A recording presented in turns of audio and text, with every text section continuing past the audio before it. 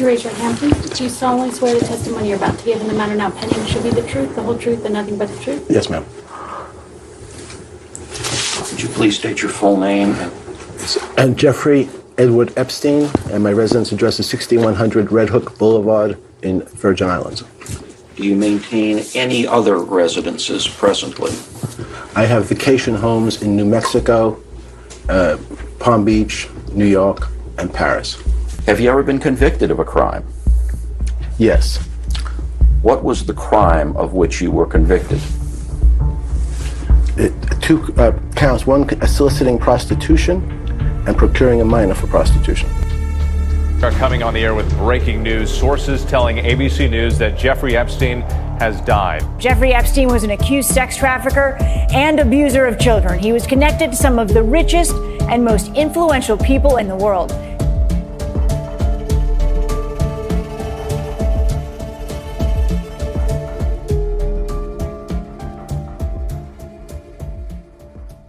Despite a massive pool of evidence consisting of 3 million documents, 2,000 videos, and 18,000 photographs, not a single arrest warrant was issued for any of the high-profile names mentioned in the files. In this documentary, you will see in plain sight why the law moves at such a sluggish pace, why the expected steps are persistently ignored, and how the concept of impunity has somehow transformed into an established practice. Jeffrey Epstein was born in 1953 in the Seagate neighborhood of Brooklyn as the first child of a working-class Jewish family.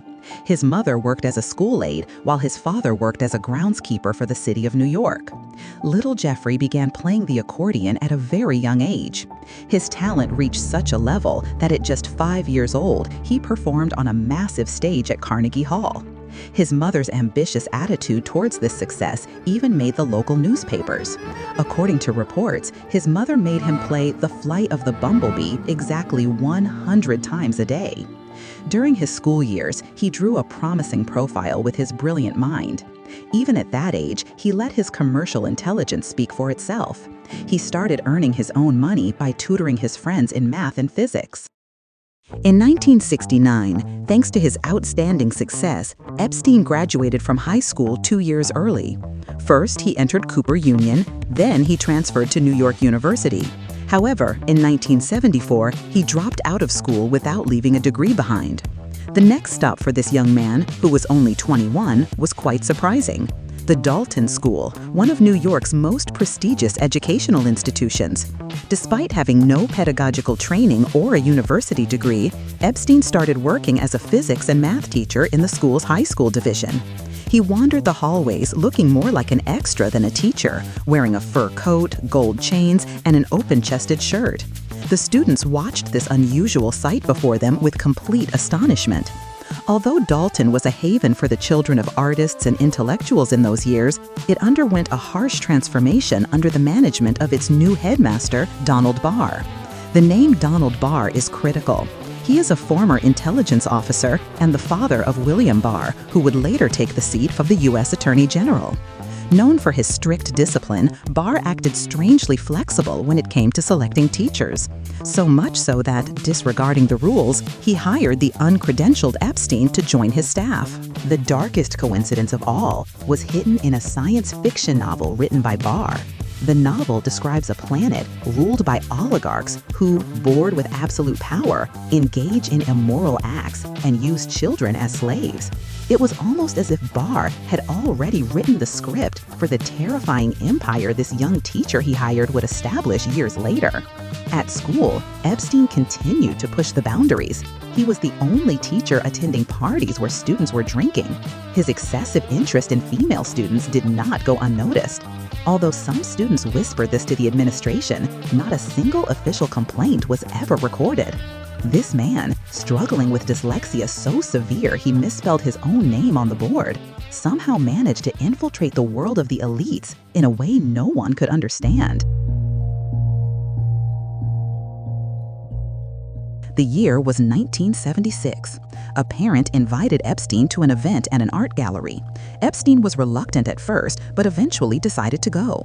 At that moment, he was unaware that this invitation would be one of the most critical turning points that would change his life. At the event, the same parent asked this 23-year-old young teacher the crucial question, "Why don't you work on Wall Street?" Epstein warmed to the idea. Wasting no time, the parent called Alan Ace Greenberg, the legendary executive of Bear Stearns. When the day of the interview arrived, Epstein walked into the office wearing a turtleneck sweater, defying Wall Street's strict rules. He had absolutely no idea about the investment world, yet Greenberg was strangely impressed by this young man sitting across from him. Greenberg brushed aside the cliché of candidates with master's degrees graduating from the best schools. He was, in his own words, looking for those who were poor, smart, and had a deep desire to become rich. Epstein fit this description flawlessly. For the final approval, he needed to meet with another executive, Michael Tenenbaum. Luck continued to hold Epstein by the hand. Tenenbaum's son was also a Dalton student and told his father just how popular Epstein was at the school. Tenenbaum instantly sensed the marketing potential in Epstein and made the decision to hire him. This was the first major breaking point in Epstein's life. While the Dalton administration planned to part ways with him at the end of the year due to his academic inadequacy, he remained completely unfazed. Because now, with a massive paycheck equivalent to $140,000 a year in today's money in his pocket, he was taking his first step straight into the heart of the financial world. Bear Stearns in 1976. Bear Stearns never had any training program. There was no course to begin. Alan Greenberg said he wanted me to learn each area of the business. So he thought the best place for me to start would be on the floor of the American Stock Exchange. And then later move up to the trading desk and learn all different areas of the firm, including the margin department. He was amazing. Greenberg almost saw his own reflection in this ambitious young man. He didn't just hire him, he introduced him to his daughter Lynn, bringing him right into the family circle. The romance that quickly blossomed between the two gave Epstein an invisible armor within the company.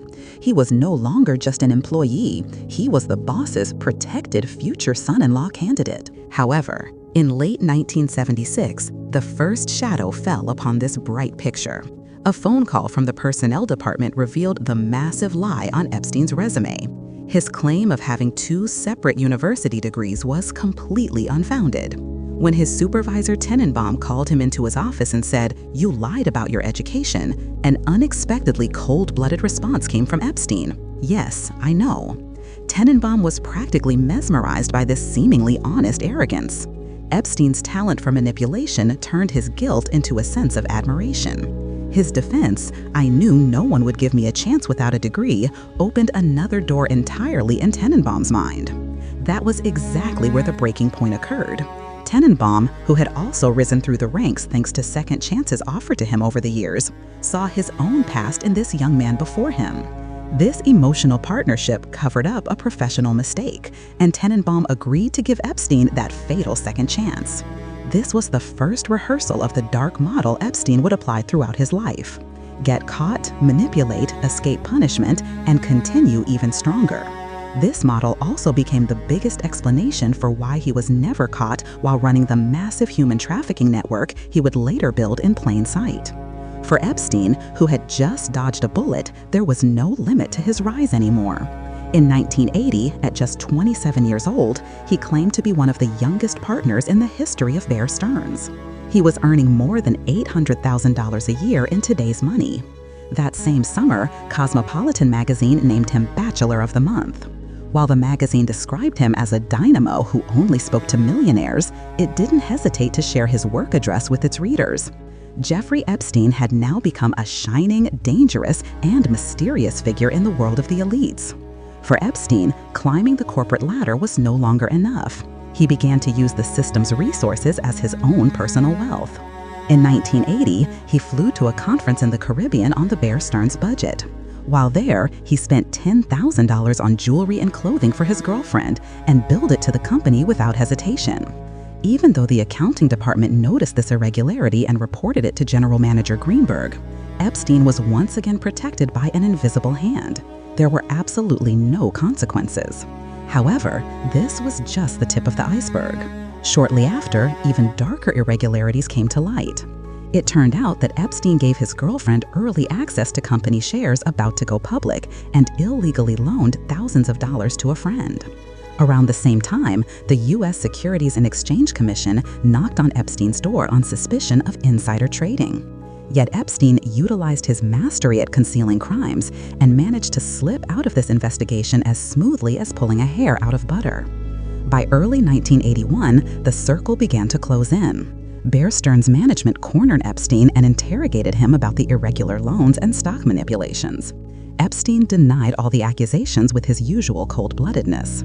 The company decided on a symbolic fine and a 2-month suspension. Right at this point, Epstein's narcissistic character came into play. Despite all the severe irregularities he committed, he claimed to be deeply hurt by the punishment given to him. Instead of accepting this humiliation, he played the victim, handed in his resignation, and closed the doors of Bear Stearns behind him. He had now declared his complete freedom to build his own dark empire.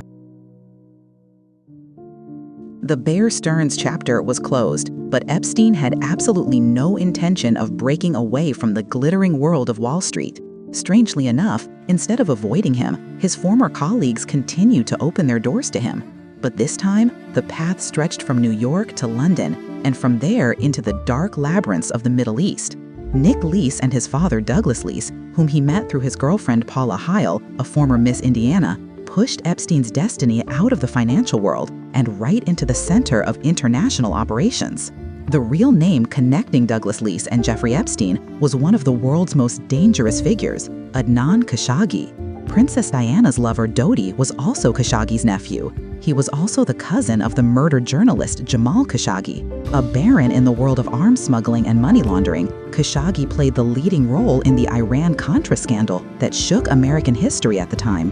Together with Leese and his business partner Pottinger, Epstein became a working part of this secret wheel. The plan was mind-boggling. By bypassing its own embargo, the U.S. was using Israel as a middleman. American weapons were secretly being sold to Iran. The black money coming from this illegal trade was then directly transferred to the anti-communist guerrillas in Nicaragua, namely the Contras. While the mastermind of the operation on the ground, Lieutenant Colonel Oliver North, was destroying classified documents in Washington, Epstein was personally learning the intricacies of arms smuggling, shell companies, and offshore accounts firsthand alongside Leese. He was no longer just a financier. He had become a dark figure sitting at the table with intelligence officials and international arms dealers in the corridors of the Pentagon and on private jets. When the scandal broke, President Ronald Reagan stepped in front of the cameras and initially said we did not trade weapons with Iran. But months later, he was forced to admit to this secret deal in front of the entire world. Epstein's passport traffic coincided exactly with this period. In 1985 and 1986, he obtained consecutive new passports citing them as lost, providing the exact same address in London. For Epstein, who tasted true wealth and limitless power during this international internship, there was no turning back. However, this adventure also ended with a familiar conclusion. Douglas Leese accused Epstein of secretly making the company pay for his luxury hotel bills and Concorde flights. Biting the hand that fed him once again, Epstein moved on, leaving behind global secrets and dangerous connections reaching into the depths of states. Upon his return to New York, Epstein made another strategic move. He joined forces with lawyer John Stanley Pottinger, who had recently left a high-level position at the Justice Department. A luxurious office was rented on the penthouse floor of the Hotel St. Moritz, overlooking Central Park. Here, they began giving tax evasion lessons to their wealthy circles left over from the Bear Stearns years. Epstein continued to use the name of Bear Stearns, the place he was kicked out of, as a shield. So much so that he still answered his home phone by saying Bear Stearns, using the prestige of the past as bait to convince his future victims. He was no longer just an employee abusing company accounts. He had elevated to the rank of a professional criminal, capable of defrauding his trusting friends and bosses out of hundreds of thousands of dollars and walking away without a scratch. But the strangest link in this story was added years later by John Stanley Pottinger himself. Pottinger, who was Epstein's closest partner and mentor in those days, made a surprising move when the Epstein scandal broke, switching to the side of the victims and starting to represent them for free. This benevolent turn brings a chilling question to mind. Was Pottinger truly suffering from a guilty conscience, Or was he running a damage control operation so his former partner's dirty laundry wouldn't reach him? Unfortunately, it is impossible to know the answer to this question because in 2024, Pottinger passed away, taking this secret to his grave. During his time with the Lease family, Epstein took great pleasure in introducing himself as a mysterious bounty hunter. Before long, this fiction turned into reality itself. Around 1982, Epstein continued to weave his web of power and glamour with the women entering his life. He tried to impress Spanish actress Ana Obregón by taking her on a Manhattan tour in a Rolls-Royce. During the same period, he had a serious relationship with former Miss Sweden Eva Andersson, whom he claimed was the love of his life. However, this picture of loyalty never stopped him from going after wealthy and influential women. Right around this time, a stock market giant, Drysdale Securities, collapsed. Wealthy Spanish groups, including the Obregón family, tasked Epstein with tracking down their missing millions. Epstein was now literally a bounty hunter. He took Bob Gold, a former federal prosecutor, to be his right-hand man. They spent more than a year inside that dark labyrinth made up of shell companies and offshore accounts. One day in 1984, Bob Gold went to Epstein's house. Inside, he found Epstein sitting at the piano playing a Rachmaninoff concerto. Suddenly, Epstein stopped playing, got up from the piano, and pulled a stack of documents from his bag. He uttered a single sentence: "I found the money." The Spanish billionaire's funds were traced back to a Canadian bank in the Cayman Islands. The duo immediately chartered a private jet and flew to the island. Thanks to Gold's legal threats and Epstein's mysterious intelligence, they retrieved bond certificates worth millions of dollars and returned to America in triumph. For the rest of his life, Bob Gold wondered the answer to just one question: how did Epstein trace this money, and who really opened those secret doors for him? This success elevated Epstein from being just a banker to the peak of the elites as a dark genius who unraveled impossible secrets. The year was 1987. Douglas Lease made the mistake of his life and introduced Jeffrey Epstein to Stephen Hoffenberg. Hoffenberg was completely amazed by this young man's unethical financial brilliance. He rewarded him with a massive salary and a $2 million loan that would never be repaid. To keep the collapsing Towers financial company afloat, they built one of the largest Ponzi schemes in history. Using fake statements, they made a $137 million loss look like a $13 million profit. The incoming funds flowed not into investments, but straight into the duo's glamorous lifestyle. Sensing the storm in 1993, Epstein quietly resigned before the ship went down. The company collapsed. While Hoffenberg was sentenced to 20 years in prison for a $500 million fraud, Epstein slipped away without facing a single charge. According to allegations, Epstein used these millions he siphoned from the company as the startup capital for the dark life he was about to build. The answer to how he became a billionaire overnight is hidden in the stolen lives of thousands of people. Jeffrey Epstein, he was unbelievable in his ability to manipulate people. He manipulated President Donald Trump. He manipulated Prince Andrew. He did an incredible job of manipulation of Leslie Wexner and myself and Sir Douglas Lease, who he was about to blackmail. In 2022, Hoffenberg was found severely decomposed in his home. The veil of mystery surrounding his death, just like Epstein's other secrets, has never been fully lifted.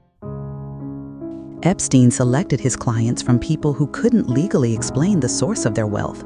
Afraid of going to court, these dark profiles were forced to bow down before Epstein. However, the real victory was won in the most exclusive mansions of Manhattan. One evening, at the home of influential financier Sir James Goldsmith, that familiar scene played out once again. Epstein was playing a Beethoven sonata on the piano in the foyer. Listening to him, the famous art collector Stuart Pivar was completely captivated. He opened the path to the board of directors of the New York Academy of Art, which he co-founded with Andy Warhol, wide open for Epstein. Now at the boardroom table, Epstein was surrounded by his biggest trump cards. Beside him were not only members of the Forbes family, but his former girlfriend, who introduced him to this elite world, now married and named Paula Heil Fisher, was sitting right across from him. Right next to them sat Katie Ford, the heiress to the family running the world's most powerful modeling agency. This table laid the perfect groundwork not just for art, but also for the foundations of the model network Epstein would establish in the future. In 1987, Andy Warhol passed away. At the memorial gala held in his honor, while spotlights swept over Hollywood stars, famous guests joined the night one by one. At the very head of the invitation, which included Liza Minnelli and Tony Bennett, a single name shined as the co-chair of the event, Jeffrey Epstein. That ambitious boy from Brooklyn now held the key, leading both to the vaults and the bedrooms of the New York elites.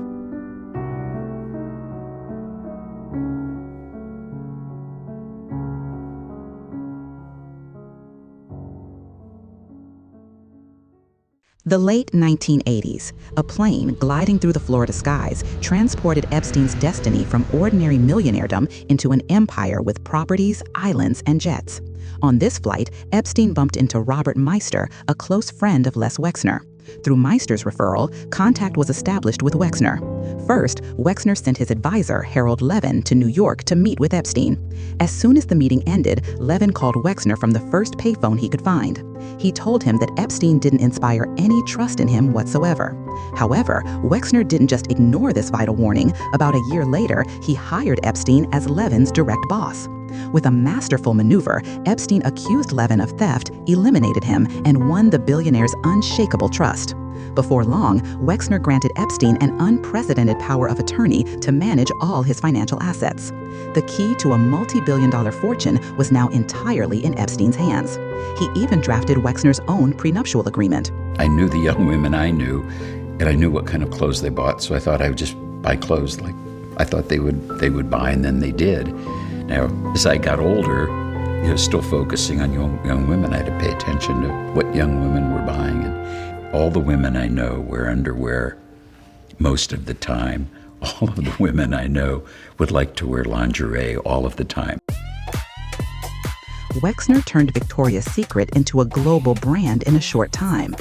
Epstein used not only Wexner's money, but also his name like a master key to open every door.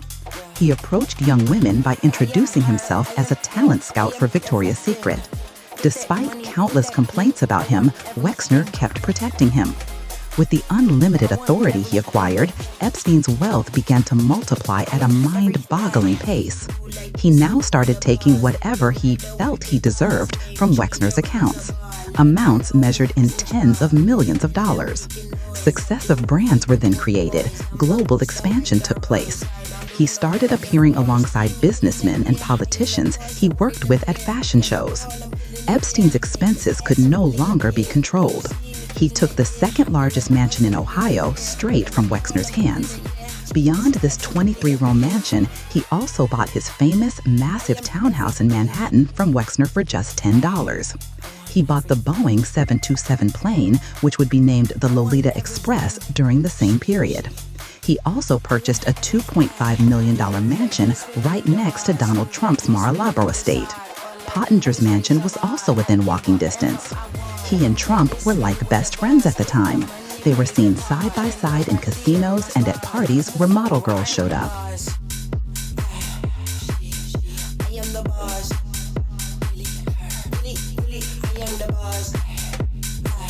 1999. Jeffrey Epstein was now showing up at Victoria's Secret fashion shows with high-profile friends like Donald Trump and Melania. This new era in Trump's life was taking shape with his new girlfriend, Melania. Melania was the daughter of a Yugoslav family. The name behind this young model, who stepped onto the runway at age 14 and came to New York after Milan and Paris, was ID Models owner Paolo Zampoli. According to allegations, John Casablancas, Donald Trump, and Paolo Zampoli were practically passing underage girls back and forth to each other. At the 1998 New York Fashion Week, on that famous night at the Kit Kat Club, Zampoli introduced Trump to Melania. The interesting part is, Trump attended that night with Selena Middlefart, who also happened to be Epstein's former girlfriend. As Melania and Trump's relationship rapidly took off, photos Zampoli personally took on Trump's plane led to Melania eventually getting the green card for people with extraordinary abilities, known as the Einstein visa. Zampoli, meanwhile, entered the real estate business while cruising the streets of New York in his Rolls-Royce. Zampoli's rise was not limited to the fashion world. He climbed from the Grenada embassy to a Kennedy Center board membership and finally to Trump's special envoy for global partnerships.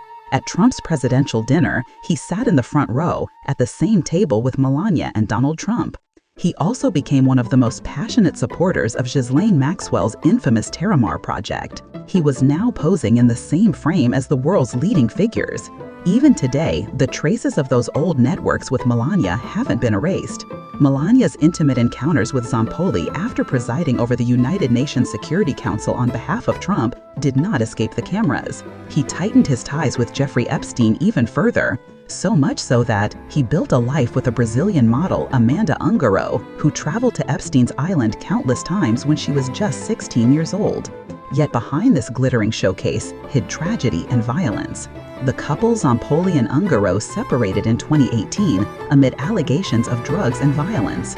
What was even more shocking, Amanda Ungaro, along with her new boyfriend who was a plastic surgeon, was arrested and deported due to a baseless tip-off. Jeffrey Epstein's armor of immunity hardened even further with the most powerful names of the runways. Ghislaine Maxwell's closest friend, Jean-Luc Brunel, the owner of Paris's giant agency Corinne Models, became the key figure in this dark equation. Brunel set up joint agencies with Epstein in New York and Israel, mostly working with young girls under the age of 18. Right after Epstein's arrest in 2019, Brunel also went behind bars in Paris on the same charges. However, just like his partner, Brunel also committed suicide in his Paris cell in 2022, taking his secrets with him. Look at how a model describes him. He is acting as a matchmaker. He's got the agency, he's got the girls. His friends say, oh, Jean-Luc, I'd like to meet some girls, or we're having a party tonight. Can you bring some girls? And what happens if you say no? You don't work. Here we go again. The movie Melania, currently playing in theaters, brings these old and dangerous relationships back into the spotlight. The director of the film, Brett Ratner's very old and close friendship with Jean-Luc Brunel, Epstein, and Melania is documented one by one through photos entered into the case files. And once again, we are not surprised in the least. As he parted ways with his girlfriend of 10 years, Eva Anderson, the most critical figure of his life stepped onto the stage, Ghislaine Maxwell. I met Mr. Epstein in 1991.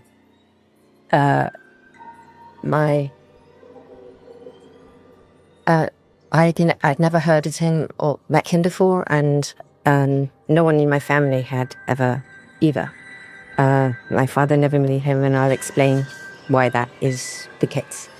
And so sometime in 1991, we're in 1991, I met him at his offices on Madison Island.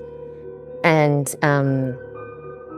I think the most memorable thing I can think about that is he was wearing a tie, which he didn't often do. It had a giant tomato ketchup stain on it. So I was like, wow, okay. In 1991, before my father died, he asked me if I'd met anybody interesting or whatever, because I was still trying not to be sucked back into the family business. And I told him that I had met Mr. Epstein, and the reason why I shared that I'd met Mr. Epstein because I believed at that time that Epstein worked for Bear Stearns, and Bear Stearns was one of our banks. He called both Jimmy Kane and Ace Greenberg to ask what sort of guy he was and was he even allowed to. So he rang Ace and he rang Jimmy to ask if it was okay that I even knew him. My father told me, he's fine. You can see him. Yeah. He's safe. Okay. Well, okay. I may have met Donald Trump at that time because my father was friendly with him and liked him very much. And I think it should be said that he also very much liked Ivana, because she was also from Czechoslovakia, where my dad was from. That same year, newspapers reported on the £526 million Maxwell siphoned from the company's pension fund. Just prior to this, Robert Maxwell went on a short vacation around the Canary Islands on his yacht. Controlling a large part of the British media, Maxwell was photographed by paparazzi on the boat. That evening, the ship's crew reported nothing going wrong. However, in the morning, it was discovered that he wasn't on the boat. His lifeless body was found in the sea by the Coast Guard. Debates ensued over whether it was an accident or a suicide. It was also rumored that Maxwell, who was known to work for Mossad in Israel, might have been assassinated due to a disagreement with them.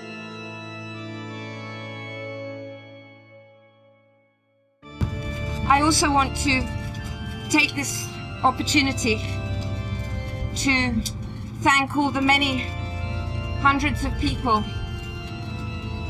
who have sent messages of support to us at this very, very sad time. Ghislaine managed the funeral and all the affairs that followed her father's death. Robert Maxwell's body was brought to Israel. A funeral ceremony was held at a level usually reserved for heads of state. Israeli President Herzog, Prime Minister Shamir, and a full cadre of senior Mossad officials attended the ceremony. At the funeral, Prime Minister Herzog said that Robert Maxwell had helped Israel in ways that words could not describe. He was buried on the sacred Mount of Olives with special permission. Upon returning to London, Robert Maxwell's sons, Kevin and Ian, were arrested to account for the missing money. Britain's largest company declared bankruptcy the following year. To escape all these troubles, Ghislaine moved to New York completely penniless. That strong father figure was now replaced by Jeffrey Epstein. The couple no longer hid their relationship. On the first anniversary of her father's death, Ghislaine entered the photo frames with her dazzling beauty alongside Epstein. In an interview, responding to a question about her father's death, she gave an answer that she would later use with the exact same words for Epstein. What do you feel? What happened to him? You'll never know, so you'll never be 100% sure of exactly what took place. The only thing I'm sure of is that he did not commit suicide. In 2005, a tip from a mother who called 911 about her daughter revealed the sick and bone-chilling realities of the Jeffrey and Ghislaine partnership. It was an incident that occurred maybe like three and a half weeks ago with one of my stepdaughters. I found out that ended up being that they went to Palm Beach to a gentleman's house, and they start out by giving this gentleman a massage, and he pays them if he likes them and he thinks that they're pretty enough, he keeps them around to do other things. Okay. So I wasn't quite sure if there was an investigation or if you guys had any word. Well, this is the first I'm hearing of it. Following this blood-curdling tip, the police immediately launched a deep investigation. It didn't take long for the squads to uncover the mind-boggling dimensions of this disgusting network Epstein had built. A year ago, a friend of mine told me about Jeffrey. She said, she was helping him find growth. She told me about this guy I was short on rent 1 month. And she told me that all I had to do was give him a massage and he'd give me $200. How did you meet Mr. Epstein? Through a friend. To a friend? Mm-hmm. Why don't you tell me from the beginning and how you met him? Okay, it was something in high school. Everybody was trying to make money. And at the time I had 2 jobs, I guess. No, it's 2 years ago or so. About 2 years ago? Yeah. That's when you first met. Okay. Yeah. Yeah, I was 17.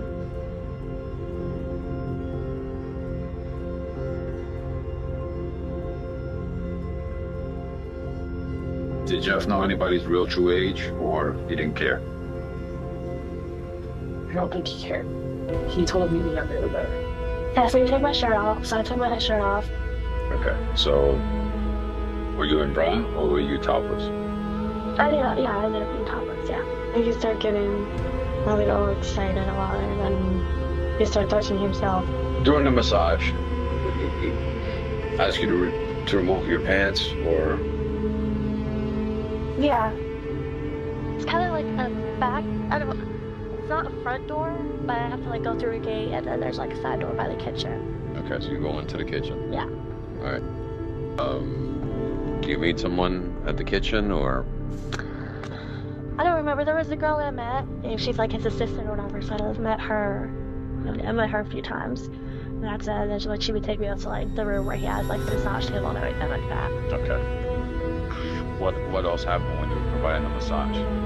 That's just it. He had a towel over his private parts and he was just laying on a table and I was just massaging him, moving him down for about 45 minutes. And she said all I had to do was give him a massage for an hour. So that's what I did. And then like 10 minutes before we were getting ready to leave, he asked her to leave because we were in the room together. And all I had to do was massage his chest and that's it. He had the towel on him. And about 5 minutes into it, he took the towel off and started cleaning himself, which I was very uncomfortable with. I'm not sure if it was before or after my 17th birthday. I was either 16 and about to be 17 or I just turned 17. The massage, does he ask you to remove any of your clothing? Yeah. When you said it all ended, how did it end? He came, he cleaned himself off, and he just got up and walked out. He's like, okay, you can put your clothes on, and he closed the door after he walked out. And when I went out, I went downstairs, and he was down there, and there were like three other girls there. I guess they stay there or something. As you were massaging him? Yeah. Was this in his bedroom? Was this in... It's a room that's attached to his bedroom. Like, if you go through his room, there's like a living room, you open it, and it's got a closet and a bathroom, like a toilet behind the door, and a shower and a steam room. But just like... Okay. What did the message say? Just wanting me to come back, wanting me to know if I could work. He called it work. And that they left a number, and I never called back. So when they say you want to work, that means a massage? Yeah. Do you recall anything weird when you were going up the stairs? The pictures. Okay. Pictures of what? Naked people. Naked people. She would get money from him also, but she would like bring girls to the house. Okay. So like the one time, like when I took the girl outside, he gave me money when I took 20. How much did he give you for taking? I don't remember. He said either 2 or 3. I can't remember. Did he ask you to bring people or?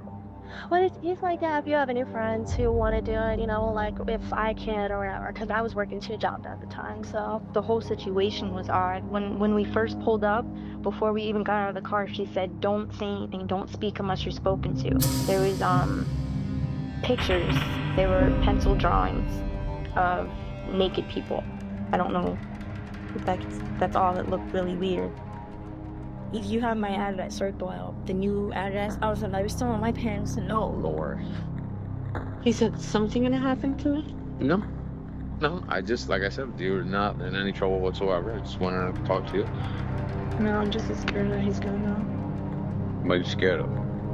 That maybe he's gonna do something. No, it's not.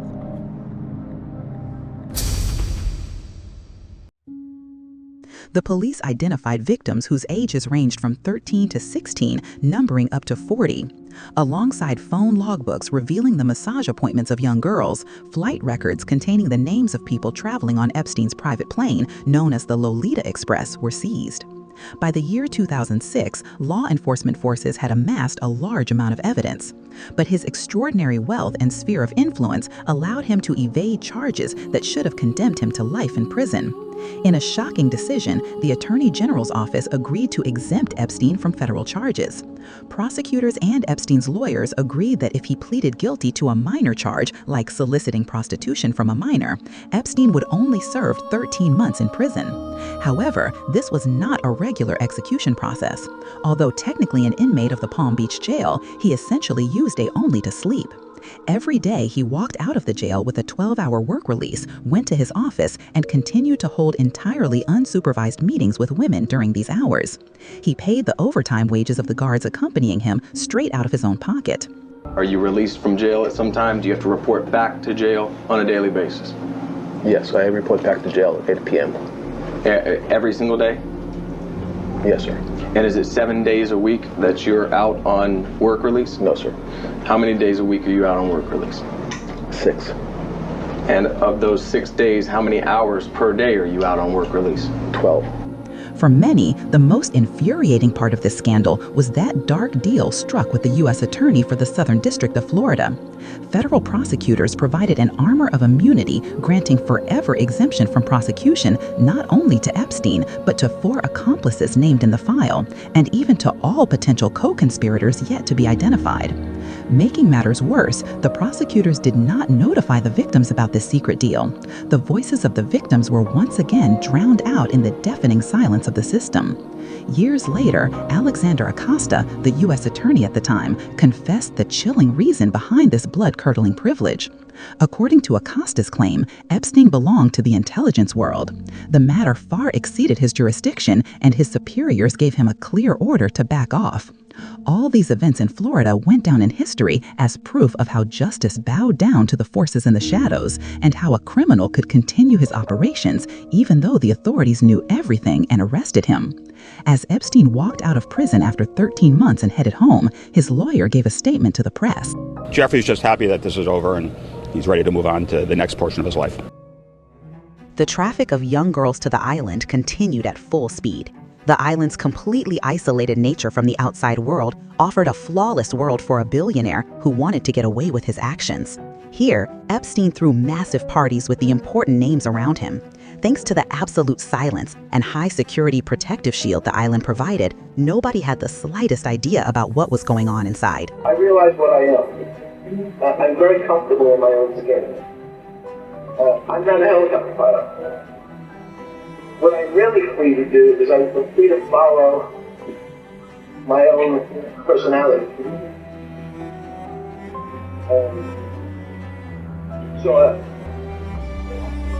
I'm free to accept, I can't make, as we discussed yesterday, I can't be totally wacko in what I do. It affects lots of other people who will get angry at what I do, because then it affects me again.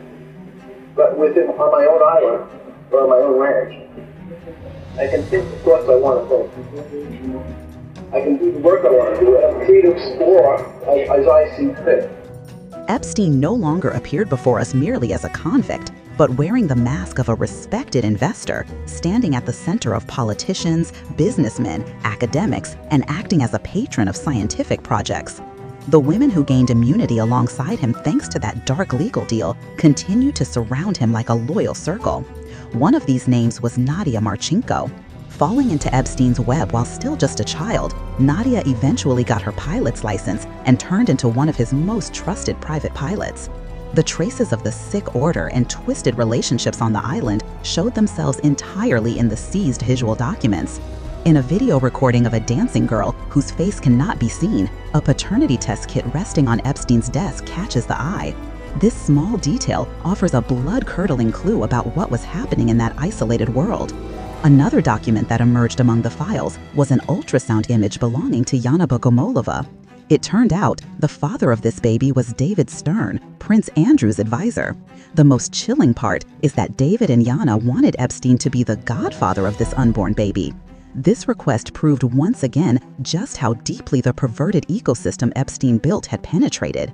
We will explain this topic in more detail in future episodes. Just like Jeffrey Epstein, Ghislaine Maxwell also skillfully used the mask of philanthropy to camouflage the human trafficking network they ran. She founded a charity called Terramar with the mission of protecting the oceans and marine life. Through this fake ground of legitimacy, she gave a speech at the United Nations General Assembly and was invited to the prestigious TED Talk platform. Throughout this process, she didn't hold back from forming unshakable friendships with high-profile figures by exploiting her deep-rooted family influence to the very end. But behind the glittering face of the Terramar Foundation, the trafficking of underage children continued with the exact same speed and ruthlessness. File shows that Mr. Epstein used multiple Russian banks, which are now under sanctions, to process payments related to sex trafficking. A lot of the women and girls he targeted came from Russia, Belarus, Turkey, and elsewhere. Epstein threw the doors of the academic world wide open with multi-million-dollar donations. He poured massive funds into the projects of the world's most respected universities like Harvard and MIT. He joined the board of directors at Rockefeller University.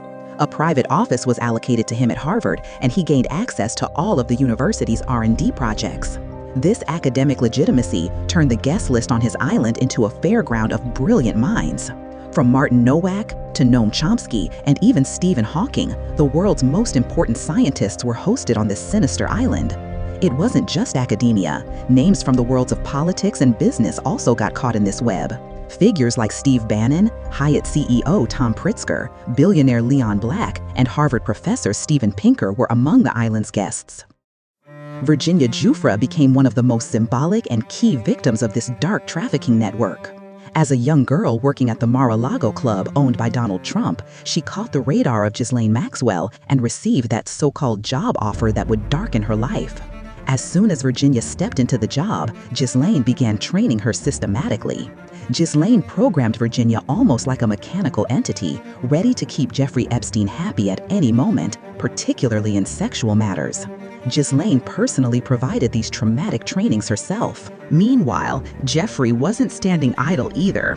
He put heavy pressure on Virginia to learn every detail fitting his perverted tastes. While Virginia was completely held captive inside this human trafficking network, she initially thought she only had to please Epstein. But the bitter truth hit her in the face soon enough. She suddenly found herself in the middle of a hell where she was forced to please other powerful and influential men around Epstein. Even at supermodel Naomi Campbell's 30th birthday party, the 17-year-old Virginia appeared in that famous photo frame as a dark figure behind the glittering world. And look at how she describes this horrifying situation she was in. Being lent out to politicians and to academics and to people that royalty.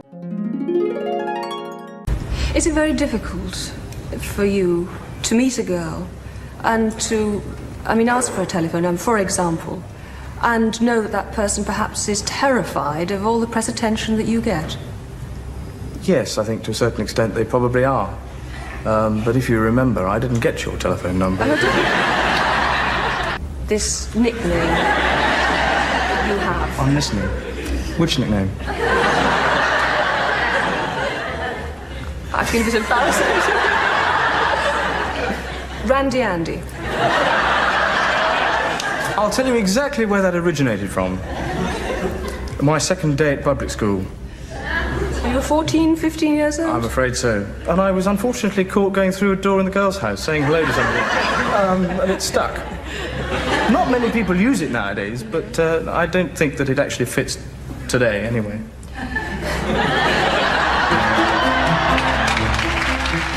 Prince Andrew didn't just lose his royal titles. He was recently arrested as part of the investigation tied to the Epstein case. That desperate and frozen facial expression inside the police vehicle is etched into memories. While Andrew's acquaintance with Ghislaine Maxwell actually dates back to their Oxford years, the truth that the real name behind this dark intimacy was Sarah Ferguson came to light. As the correspondence with Epstein was deciphered, it became clear that the real monster behind this tragedy was Sarah. You're a monster. Oh God, don't fall over the top of the wall. After her divorce from Andrew, Epstein put Sarah Ferguson on a $15,000 monthly salary. Right after Epstein got out of prison, Sarah took both of her daughters and, without wasting any time, took a breath on Epstein's island. Although she openly told Epstein, "Marry me," for the sake of becoming a partner in this immense wealth, she could become monstrous enough to even consider offering up her own daughters to Epstein, knowing he liked young girls. You will watch the details of Sarah's dirty and bone-chilling relationship with Epstein in another episode. The Kushner family's story emerges as a striking tragedy, stretching from a struggle for survival to the peak of power. Jared Kushner's grandparents survived the Holocaust, came to America, and built a massive real estate empire from scratch. But this legacy was shaken when his father, Charles Kushner, went to prison as a result of an unbelievable, dirty blackmail setup he orchestrated against his own sister and brother-in-law. Taking over the empire, the young Jared married Ivanka Trump and carried his influence to the highest steps of politics and power, right into the heart of the White House. He served as Trump's special envoy. However, disclosed FBI documents show that Jared's world was woven with much more dangerous networks. Jared was educated at Harvard as a student of Professor Alan Dershowitz. The chilling part is that Dershowitz, who also acted as Jeffrey Epstein's lawyer, was actually connected to the Israeli intelligence agency Mossad and reported directly to Mossad after every meeting with Epstein. The dark picture doesn't end there. According to documents, Jared laundered massive amounts of Russian investment money, hid his shares in a company called Cadre due to ties with the Russian state, and continuously used charities controlled by the family as a front for money laundering. And these people do like Israel. Hold on. And he loves Israel too. It's true. 2 seconds. 6 years ago, I was up here, and I said, this is our first Jewish president. The family's dark track record, however, went unpunished. After his days in prison, Charles Kushner was officially pardoned by Donald Trump, thanks to his son-in-law Jared's unmatched influence. And as the most striking irony of the system, today Trump has appointed this convicted figure as the United States ambassador to France.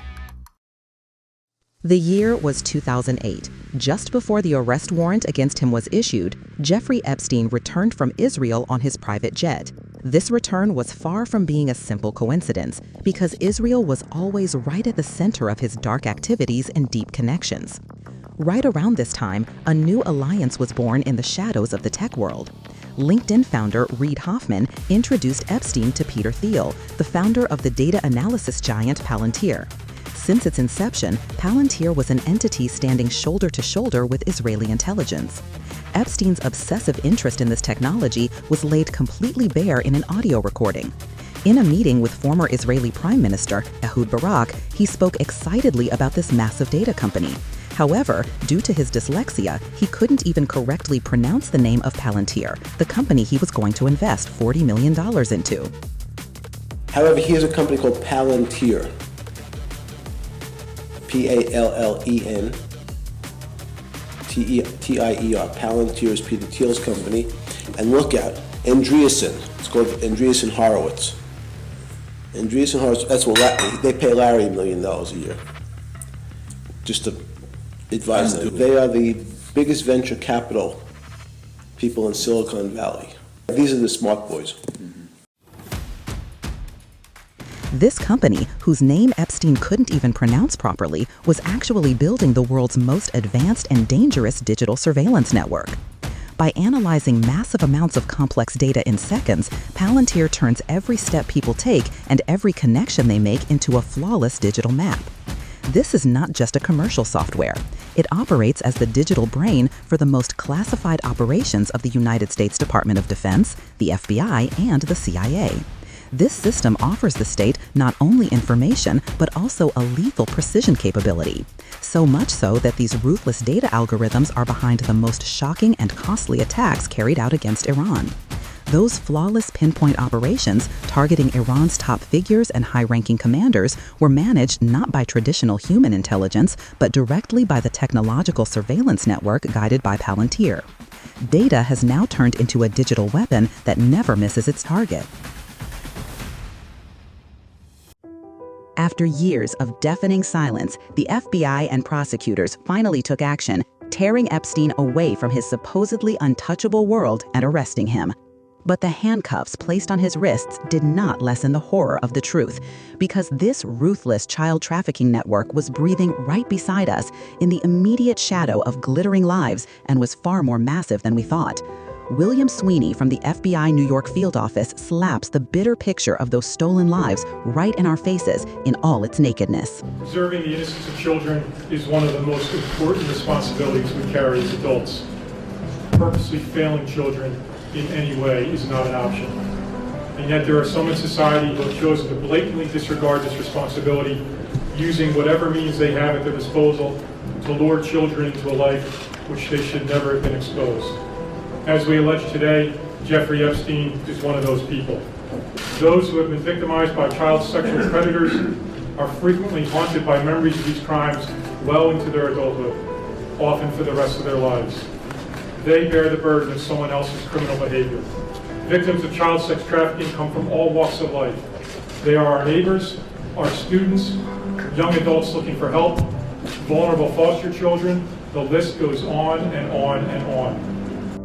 When Epstein was found dead in his cold cell under dark circumstances, it was assumed that the secrets of those who escaped justice were buried with him.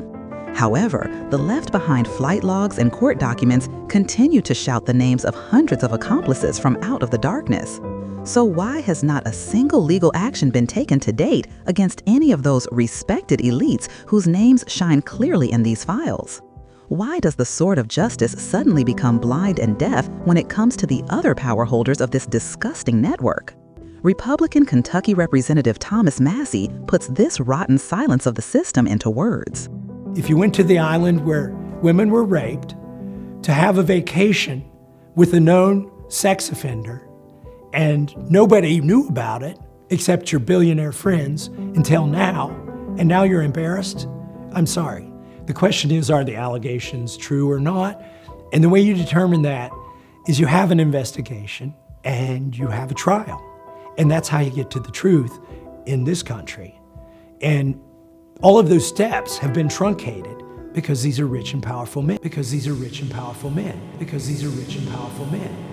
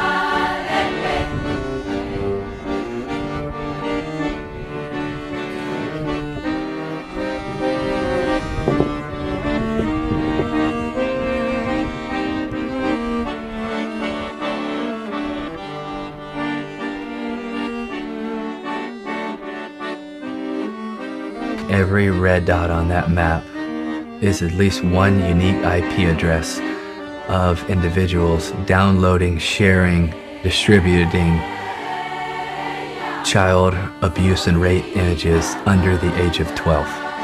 And there's over 111,000 of them just in the US of the last 30 days. Why is the White House protecting pedophiles? I just don't understand it, bro. We have a pedophile problem in this country, and nobody's doing anything about it in government except you and Thomas Massie. What the is going on?